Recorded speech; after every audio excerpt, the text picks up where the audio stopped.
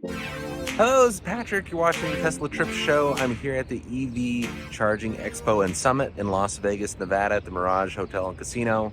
One of the highlights from the keynote from the Mercedes-Benz CEO was the cost parity of electric vehicles versus gas vehicles now, where they're almost the same price. And if you figure in incentives, it's actually significantly lower upfront to get an EV, let alone the cost of ownership with the lower cost of fueling at home and less maintenance. You think we're in for some hurt. The words downturn, slump, decline fit nicely in a headline, but it's not the full story. We're at a tipping point, and the headlines don't tell the full story. Throughout our industry, our history has been one of resilience, not one of decline. Last year, EV sales were up by 47%. At Mercedes-Benz, our EV sales were up by 250%. We've come quite a long way to ensure a strong foundation for our inevitable electric future. And while the next era of charging needs more infrastructure, more quantity, more construction, it will be propelled by quality and by experience.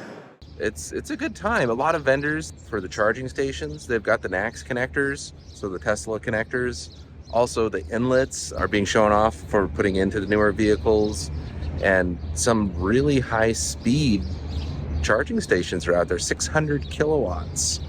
Also, the affordability is just astoundingly better than it was just a year ago.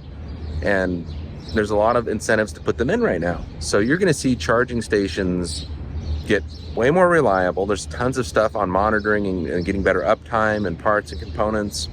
You're going to see significantly more charging stations, a lot more charging stations in rural areas.